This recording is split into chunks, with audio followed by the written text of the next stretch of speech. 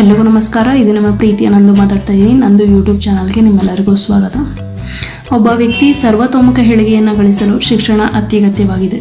ಇಂದಿನ ಜೀವನದಲ್ಲಿ ಶಿಕ್ಷಣವಿಲ್ಲದ ಜೀವನ ಪೂರ್ಣಗೊಳ್ಳಲು ಸಾಧ್ಯವಿಲ್ಲ. ವಿದ್ಯಾವಂತರಿಗೂ ಅವಿದ್ಯಾವಂತರಿಗೂ ಸಾಕಷ್ಟು ವ್ಯತ್ಯಾಸಗಳಿರುತ್ತೆ. ಮಾತನಾಡುವ ಶೈಲಿ, ಹಾವಭಾವ, ವ್ಯವಹರಿಸುವ ಜ್ಞಾನ, ಹೀಗೆ ಸಾಕಷ್ಟು ವಿಧಾನಗಳಲ್ಲಿ ವ್ಯತ್ಯಾಸ ಕಂಡುಬರುತ್ತೆ. ಆಧುನಿಕ ಕಾಲದಲ್ಲಿ ವಿನಯದ ಕೊರತೆ ಎದ್ದು ತೋರುತ್ತಿದೆ. ವಿದ್ಯೆಯ ಜೊತೆ ವಿನಯವೂ ಬೆರೆತರೆ ಅದ್ಭುತ ವ್ಯಕ್ತಿಗಳಾಗುವುದರಲ್ಲಿ ಸಂಶಯವಿಲ್ಲ. ಹಿಂದಿನ ಕಾಲದ ಶಿಕ್ಷಣ ವ್ಯವಸ್ಥೆಗೂ ಈಗಿನ ಕಾಲದ ಶಿಕ್ಷಣ ವ್ಯವಸ್ಥೆಗೂ ಸಾಕಷ್ಟು ವ್ಯತ್ಯಾಸವಿದೆ.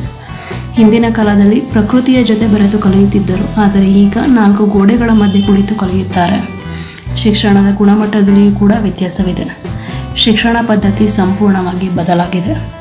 ಮಕ್ಕಳ ಕಲಿಕೆಯೂ ಕೂಡ ನಿಧಾನಗತಿಯಲ್ಲಿದೆ.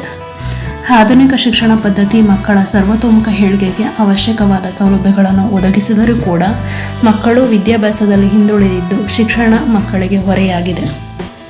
ಮಕ್ಕಳು ತಮಗೆ ಲಭ್ಯವಿರುವ ಸೌಲಭ್ಯಗಳನ್ನು ಸರಿಯಾದ ರೀತಿಯಲ್ಲಿ ಉಪಯೋಗಿಸಿಕೊಂಡು ವಿದ್ಯಾವಂತರಾದರೆ ಅದು ಮಕ್ಕಳ ಉನ್ನತಿಗೂ ಮತ್ತು ನಮ್ಮ ದೇಶದ ಪ್ರಗತಿಗೂ ನೆರವಾಗುತ್ತದೆ. ಆಧುನಿಕ ಜಗತ್ತಿನಲ್ಲಿ ಮಕ್ಕಳು ವಿದ್ಯಾಭ್ಯಾಸದಲ್ಲಿ ಹಿಂದೆ ಉಳಿಯಲು ಮುಖ್ಯವಾದ ಕಾರಣವೆಂದರೆ ಅವರು ಬೇರೆ ಬೇರೆ ಕಡೆ ಡಿಸ್ಟ್ರ್ಯಾಕ್ಟ್ ಆಗುತ್ತಿರುವುದು. ಟಿವಿ, ಮೊಬೈಲ್ ಇವುಗಳ ಬಳಕೆ ಹೆಚ್ಚಿದ್ದು ಮಕ್ಕಳನ್ನು ಬೇರೆ ಬೇರೆ ವಿಷಯಗಳ ಕಡೆ ಸೆಳೆಯುತ್ತಿದೆ.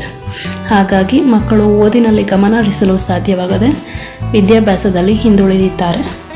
ಮಕ್ಕಳು ಇವುಗಳ ಬಳಕೆಯನ್ನು ಕಡಿಮೆ ಮಾಡಿ ವಿದ್ಯಾಭ್ಯಾಸದ ಕಡೆ ಸಂಪೂರ್ಣವಾದ ಗಮನವನ್ನು ಹರಿಸಿದರೆ ಅವರು ಶಿಕ್ಷಣದಲ್ಲಿ ಪ್ರಗತಿಯನ್ನು ಹೊಂದಲು ನೆರವಾಗುತ್ತದೆ.